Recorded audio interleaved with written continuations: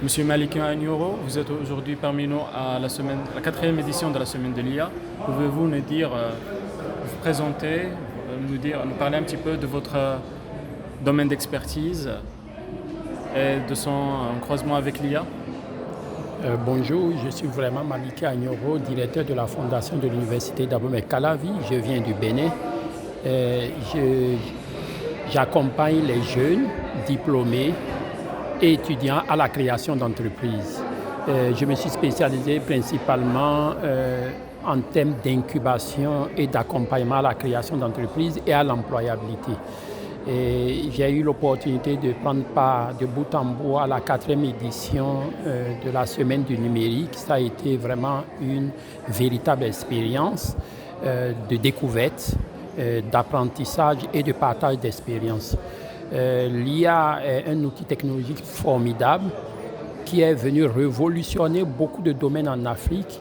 C'est comme un coup d'accélérateur qui nous permet de revoir de fond en comble notre approche d'accompagnement en termes de création d'entreprise, en termes de coaching, en termes de suivi. Et voilà. Monsieur Agnoro, pouvez-vous nous dire un petit peu votre vision de l'IA en Afrique?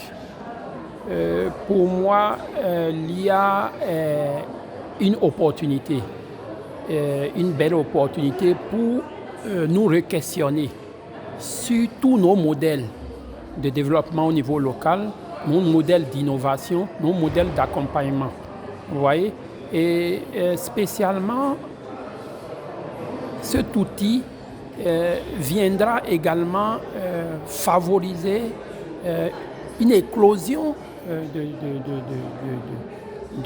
de connaissances et de développement de nouveaux outils.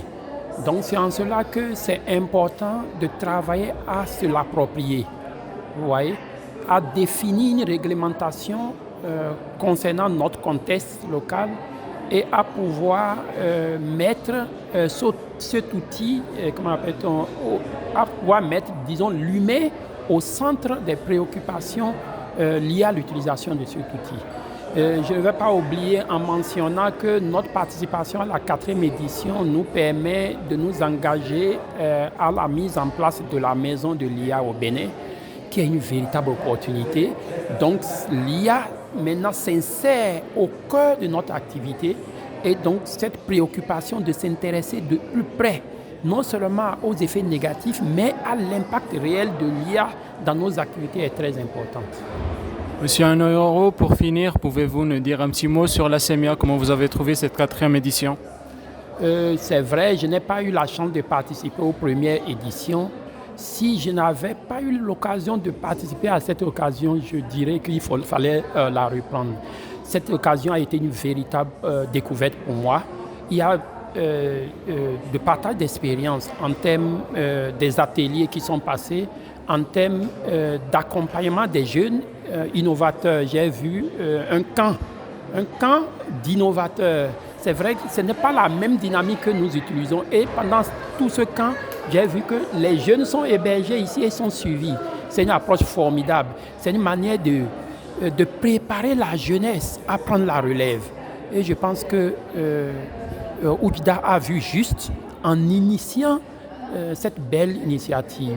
Et donc je souhaite plein succès aux semaines de l'intelligence artificielle et je promets que cette même initiative pourra être révisitée et répliquée à notre niveau au Bénin. Vous voyez, donc je lance cet appel à votre endroit. Pour la prochaine édition, je vous en informerai pour que vous puissiez participer à la première édition de la semaine de l'intelligence artificielle au Bénin bientôt, Inch'Allah. Inch'Allah. Merci Monsieur Agnoro, ce fut un plaisir. Tout le plaisir pour moi.